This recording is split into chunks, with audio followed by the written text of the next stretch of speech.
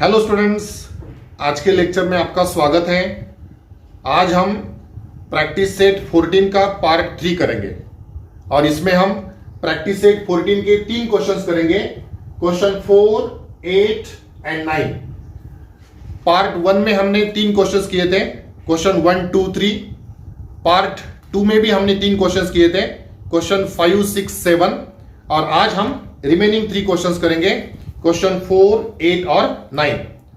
इसमें से क्वेश्चन 4 मैंने बोर्ड पर लिख दिया है, उसको रीड करेंगे और उसका आंसर लिखेंगे। तो चलो क्वेश्चन 4 करते हैं। Question 4 is find the smallest number which when divided by 8, 9, 10, 15, 20 gives a remainder of 5 every time. तो देखो यहां पर हमें ऐसा स्मॉलेस्ट नंबर फाइंड करना है जो कि 8, 9, 10, 15, 20 से डिवाइड करने पर हमें रिमाइंडर 5 मिलता है। ओके, तो सबसे पहले यहां पर हमें डिसाइड करना पड़ेगा कि यहां पर ये जो गिवन नंबर्स हैं इनका एलसीएम फाइंड करना चाहिए या एचसीएफ फाइंड करना चाहिए। ओके, तो देखो इसके लिए हम थोड़ी आइडिया मैं आपको बताता हूं। यहां पर हमें स्मॉलेस्ट नंबर फाइंड करना है।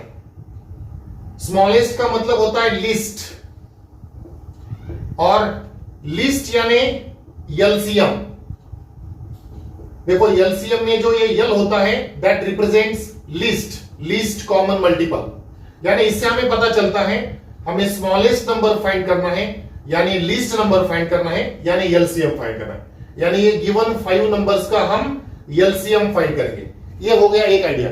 और एक दूसरा आइडिया, इनका एलसीएम फाइंड करने या एचसीएफ फाइंड करने डिसाइड करने के लिए और एक दूसरा आइडिया मैं आपको बताता हूं। जो स्मॉलेस्ट रिक्वायर्ड नंबर है उसको हम ये 8, 9, 10, 15, 20 से डिवाइड कर सकते हैं। इसका मतलब ये सभी नंबर्स हमारे रिक्वायर्ड नंबर के डिवाइजर्स है। These are the divisors of required smallest number. यानी हमारा रिक्वायर्ड स्मॉलेस्ट नंबर ये सभी नंबर्स का मल्टीपल है। और मल्टीपल का मतलब मल्टीपल यानी एलसीएम। ये एलसीएम में जो एम होता है दैट रिप्रेजेंट्स मल्टीपल। यानी ये सभी नंबर्स का मल्टीपल नंबर हमें फाइंड करना है, और मल्टीपल यानी हमें एलसीएम फाइंड करना है। तो इस तरह से हम डिसाइड कर सकते हैं कि ये इस एग्जांपल में हमें ये गिवन नंबर्स का एलसीएम फाइंड करना है या एचसीएफ फाइंड करना है। तो चलो हमने डिसाइड कर लिया कि यहां पर हमें ये गिवन नंबर्स का एलसीएम फाइंड करना पड़ेगा। ओके, तो सबसे पहले हम हमारे गिवन आंसर में हम यहां पर मेंशन करेंगे we will find the LCM of given numbers. Here we find the LCM of given numbers. Okay, तो यहां पर हम एलसीएम फाइंड करेंगे। इस तरह से हमने आंसर में मेंशन कर दिया। अब इसके बाद एलसीएम फाइंड करने के बाद हमें हमारा रिक्वायर्ड नंबर कैसे मिलेगा? तो देखो रिक्वायर्ड नंबर को ये सभी नंबर से डिवाइड करने पर रिमाइंडर 5 मिलता है। इसका मतलब हमारा रिक्वायर्ड नंबर इस एलसीएम से 5 मोर है, और एलसीएम से 5 ज्यादा है।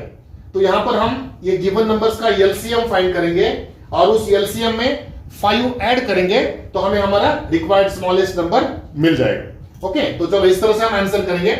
तो हम सबसे पहले आंसर में ये गिवन नंबर्स का एलसीएम फाइंड करेंगे। Given numbers are 8, 9, 10, 15 and 20। Okay, अब एलसीएम फाइंड करने के लिए हमें सभी नंबर्स का कॉमन फैक्टर मिलता है कि देखना पड़ेगा। तो सभी नंबर्स का तो कोई कॉमन फैक्टर यहां पर नहीं मिलेगा। ये लास्ट के जो 3 नंबर्स है इनका हम कॉमन फैक्टर ले सकते हैं। ये तीनों को हम 5 से डिवाइड कर सकते हैं। तो सबसे पहले हम ये लास्ट 3 नंबर्स का कॉमन फैक्टर लेंगे 5। ओके, तो ये 8 एज इट इज, ये 9 एज इट इज, और ये 5 से ये 3 नंबर्स को डिवाइड करेंगे। 5 2 जा 10, 5 3 जा 15 एंड 5 4 जा 20। उसके बाद ये 8, 2 एंड 4, ये जो 3 नंबर्स है इनका हम कॉमन फैक्टर ले सकते हैं। हाँ, ये तीनों नंबर्स को हम 2 से डिवाइड कर सकते हैं, यानी ये 3 नंबर्स का कॉमन फैक्टर हमें मिल गया 2। बाकी के नंबर्स एज इट इज रखेंगे। 2 4 जा 8, ये 9 एज इट इज। 2 1 जा 2, ये 3 एज इट इज, और ये 4 को भी 2 से डिवाइड करेंगे, 2 2 जा 4। इसके बाद ये 4 और 2, ये दोनों नंबर्स का भी हम कॉमन फैक्टर ले सकते हैं 2, तो ये दोनों नंबर्स को हम 2 से डिवाइड करेंगे और ये 9 और 3 एज इट इज रखेंगे, तो ये कॉमन फैक्टर मिल गया 2।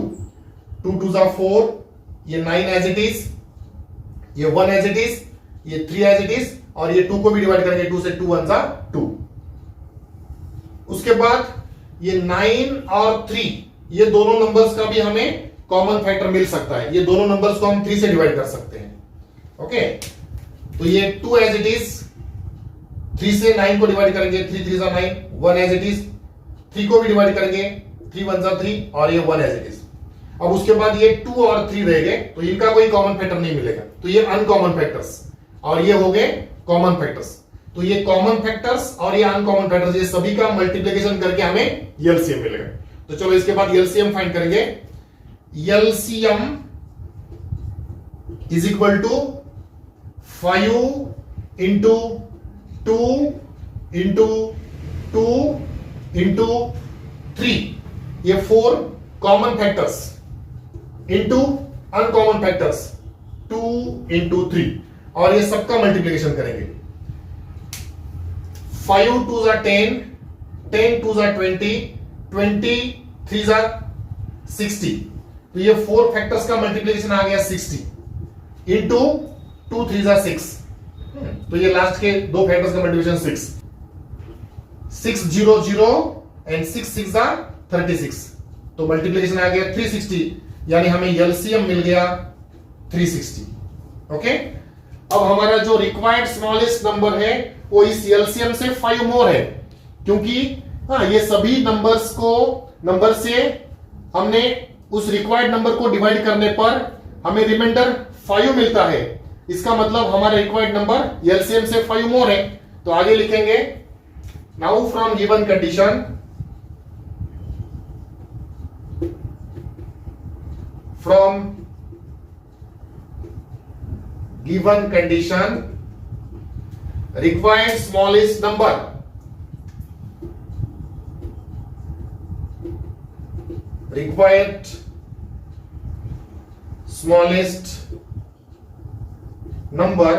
is equal to LCM plus 5। ये जो LCM आया है उससे 5 मोर है, तो LCM में 5 ऐड करेंगे। LCM आया है 360 प्लस 5, और 360 में 5 ऐड करेंगे तो आंसर आएगा 365, and this is the required smallest number. Okay, तो इस तरह से क्वेश्चन 4 का आंसर हमें मिल गया। इसके बाद करेंगे क्वेश्चन नंबर 8। चलो अभी क्वेश्चन 8 करते हैं। Question 8 is, a trader has 3 bundles of string, 392 meter, 308 meter and 490 meter long. What is the greatest length of string that the bundles can be cut off into without any left over string? तो देखो question का मतलब क्या है, हमारे पास string के 3 bundles है और उन्हें हर एक बंडल को हमें पीसेस में कट करना है। So what should be the greatest length of each piece of string? हर एक पीस की ग्रेटेस्ट लेंथ क्या होनी चाहिए वो हमें यहां पर फाइंड करना है। तो देखो यहां पर हमें डिसाइड करना पड़ेगा, ये जो गिवन 3 नंबर्स है इनका HCF फाइंड करें या LCM फाइंड करें। तो देखो उसके लिए एक हम आइडिया डिसाइड करते हैं। यहां पर हमें ग्रेटेस्ट लेंथ का पीस फाइंड करना है, और ग्रेटेस्ट का मतलब होता है highest, and highest means SCF। ये SCF में जो H होता है दैट रिप्रेजेंट्स हाईएस्ट। तो यहां पर हमें ग्रेटेस्ट लेंथ का पीस फाइंड करना है, यानी हाईएस्ट लेंथ का पीस फाइंड करना है, यानी हमें SCF फाइंड करना है। तो इस तरह से हमने डिसाइड कर लिया, ये जो गिवन नंबर से हमें एग्जांपल में उनका एचसीएफ हमें फाइंड करना पड़ेगा। ओके, और जो एचसीएफ मिलेगा उतनी लेंथ के हम ईच पीस कट कर सकते हैं। That will be the HCF जो मिलेगा that will be the greatest length of each piece of string. इस तरह से हम आंसर लिखेंगे। तो आंसर में सबसे पहले हमने मेंशन कर दिया here we find the HCF of given numbers. Okay, अब गिवन नंबर्स का एचसीएफ फाइंड करेंगे। Given numbers are 392, 308 and 490। अब एचसीएफ फाइंड करने के लिए तीनों नंबर्स का कॉमन फैक्टर हमें लेना होगा। तो देखो ये तीनों नंबर्स को हम 2 से डिवाइड कर सकते हैं, तो ये 2 हमें कॉमन फैक्टर मिल जाएगा। तो चलो 2 से डिवाइड करेंगे। 2 1 2, 1 इज रिमेनिंग 19 हो गए। 2 9 18, 1 इज रिमेनिंग 12 हो गए। 2 6 12, यहां पर भी 2 से डिवाइड करो। 2 1 2, 1 इज रिमेनिंग 10 हो गए। 2 5 10 एंड 2 4 8, यहां पर भी 2 से डिवाइड करो। 2 2 4, 2 4 8, 1 इज रिमेनिंग 10 हो गए। 2 5 10। इसके बाद अगेन कॉमन फैक्टर फाइंड करेंगे। अब सभी नंबर्स को हम 2 से नहीं डिवाइड कर सकते, यहां पर यूनिट्स प्लेस में 5 है तो 2 से नहीं डिवाइड कर सकते। सभी नंबर्स को 3 से भी नहीं डिवाइड कर सकते। देखो यहां पर डिजिट्स की सम 16 आएगी, तो 16 3 के टेबल में नहीं है, तो सभी नंबर्स को 3 से भी नहीं डिवाइड कर सकते। सभी नंबर्स को 5 से भी नहीं डिवाइड कर सकते। ओके, यहां पर यूनिट्स प्लेस में 5 नहीं है या 0 नहीं है, तो 5 से भी नहीं डिवाइड कर सकते। तो चलो 7 के बारे में देखेंगे, क्या हम सभी नंबर्स को 7 से डिवाइड कर सकते हैं। देखो यहां पर 7 से डिवाइड करेंगे तो 7 2 14, 5 बचेंगे 56 हो जाएगा। 7 8 56, तो ये नंबर 7 से डिवाइड होता है। यहां पर 7 2 14, 1 इज रिमेनिंग 7 2 14, तो ये भी 7 से डिवाइड होगा। यहां पर 7 3 21, 3 बचेंगे 35 हो जाएंगे। 7 5 35, तो ये भी 7 से डिवाइड होगा। यानी ये तीनों नंबर 7 से हम डिवाइड कर सकते हैं। तो ये 7 कॉमन फैक्टर मिल गया। तो 7 से डिवाइड करेंगे। 7 2 14, 5 इज रिमेनिंग 56 हो गए। 7 8 56, यहां पर भी 7 से डिवाइड करो।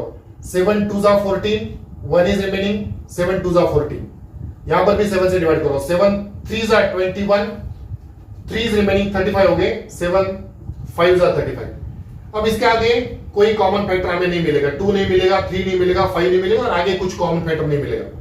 तो बस ये 2 ही हमें कॉमन फैक्टर्स मिल गए और इनका मल्टीप्लिकेशन करके हमें एचसीएफ मिलेगा। तो चलो इसके बाद एचसीएफ फाइंड करेंगे। HCF is equal to product of common factors 2 into 7 and 2 into 7 आएगा 14। तो हमें गिवन नंबर्स का एचसीएफ 14 मिल गया, यानी यही हमारा आंसर है। This should be the greatest length of each piece. तो हम लास्ट में आंसर लिखेंगे and therefore the greatest length of each piece of string is 14. तो greatest length of each piece is 14 meter. Okay, तो इस तरह से हमें यहां पर ये जो स्ट्रिंग के बंडल्स हैं इनको पीसेस में कट करना था। तो what should be the greatest length of each piece find करना था, तो हमने फाइंड कर लिया। The greatest length of each piece of string is 14 meter और उसके लिए हमने गिवन नंबर्स का एचसीएफ फाइंड किया। ओके, तो इस तरह से ये क्वेश्चन 8 कंप्लीट हो गया। इसके बाद करेंगे क्वेश्चन नंबर 9। चलो अभी क्वेश्चन 9 करेंगे। Question 9 is which 2 consecutive even numbers have an LCM of 180। तो देखो यहां पर हमें ऐसे 2 consecutive even numbers फाइंड करने हैं जिनका LCM 180 है। ठीक है, तो आंसर में सबसे पहले हम मेंशन करेंगे the LCM of 2 consecutive even numbers is 180। Okay, उसके बाद 2 consecutive even numbers का अगर हम HCF फाइंड करेंगे तो हमेशा 2 होता है। The HCF of 2 consecutive even numbers is always 2। Okay, ये हम एग्जांपल करके वेरीफाई भी करके देख सकते हैं, और हमारे टेक्स्ट बुक में भी दिया है। टेक्स्ट बुक में पेज नंबर 18 पर लास्ट में हमें समथिंग मोर का एक रेक्टेंगल दिया है, उसमें बताया है 2 is the HCF of any two consecutive even numbers. कोई भी दो कॉन्जिक्यूटिव इवन नंबर्स लेंगे तो उनका एचसीएफ हमेशा 2 होता है। देखो एक दो एग्जांपल करके भी मैं आपको वेरीफाई करके दिखाता हूं। ये 12 और 14 ये कॉन्जिक्यूटिव इवन नंबर्स है, इनका एचसीएफ निकालेंगे। 2 is the common factor, 2 6 are 12, 2 7 are 14। अब 6 और 7 में कोई कॉमन फैक्टर नहीं है, तो बस 2 is the only common factor, therefore HCF is 2। ये दो कॉन्जिक्यूटिव इवन नंबर्स 18 20, इनका भी एचसीएफ निकालो। 2 is the common factor, 2 9 are 18, 2 10 are 20। अब 9 और 10 में कोई कॉमन फैक्टर नहीं है, तो ये दोनों नंबर्स का एचसीएफ 2 ही मिलेगा। तो इस तरह से वेरीफाई हो गया, the HCF of 2 consecutive even numbers is always 2। तो चलो हमें दो कॉन्जिक्यूटिव इवन नंबर्स का एलसीएम मिल गया, एचसीएफ मिल गया। अब इसके बाद प्रैक्टिस सेट 13 में हमने एक फॉर्मूला वेरीफाई किया है, product of two numbers is equal to HCF into LCM. तो वो फॉर्मूला यूज करेंगे। Now product of two numbers is equal to HCF into LCM. Okay, अब यहां पर एचसीएफ है 2 इंटू एलसीएम इज 180, और 180 और 2 का प्रोडक्ट करेंगे तो 360 आएगा। That means we have got product of two numbers is equal to 360। अब इसके बाद हम ऐसे दो इवन नंबर्स फाइंड करेंगे जिनका प्रोडक्ट 360 मिलता है। तो देखो यहां पर कुछ इवन नंबर्स मैंने लिया है, कॉन्जिक्यूटिव इवन नंबर्स 8 10 12 14 16 18 20 22, आगे भी मिल सकते हैं, इसके पहले भी मिल सकते हैं। तो इसमें ऐसे दो ही इवन नंबर्स है, कॉन्जिक्यूटिव इवन नंबर, जिनका प्रोडक्ट 360 मिल सकता है। तो वो है 18 एंड 20। 18 और 20 का अगर हम प्रोडक्ट करेंगे तो 18 2 are 36 और ये 0 एज इट इज, तो 360 आएगा। बाकी दूसरा कोई भी पेयर लेंगे तो उनका प्रोडक्ट 360 नहीं आएगा। ओके, तो हम आगे यहां पर मेंशन कर सकते हैं एंड जो नंबर्स का प्रोडक्ट 360 है वो दो नंबर्स हमें मिल गए, and 18 into 20 is equal to हमें 360 मिलता है। और ये 18 और 20 का एलसीएम अगर हम निकालेंगे तो वो भी 360 आना चाहिए, 180 आना चाहिए। देखो 18 और 20 का एलसीएम निकालने के लिए हम फैक्टर्स फाइंड करेंगे। ये कॉमन फैक्टर आ गया 2 और ये अनकॉमन फैक्टर्स, तो ये कॉमन और अनकॉमन सबका मल्टीप्लिकेशन करके एलसीएम मिलता है। तो एलसीएम आएगा common factor 2 into uncommon factor 9 into 10, और ये सबका मल्टीप्लिकेशन करेंगे 2 9 जा 18 और 18 10 जा 180। तो देखो ये 18 और 20 ये दोनों नंबर्स का एलसीएम 180 आ रहा है, तो यहां पर वो भी हम मेंशन करेंगे। Also the LCM of 18 and 20 is 180। Okay, तो ये दो नंबर्स कॉन्जिक्यूटिव इवन नंबर्स भी हैं और उनका एलसीएम 180 आ रहा है, यानी these are the two required consecutive even numbers. तो लास्ट में हम आंसर मेंशन करेंगे, and therefore the required two consecutive even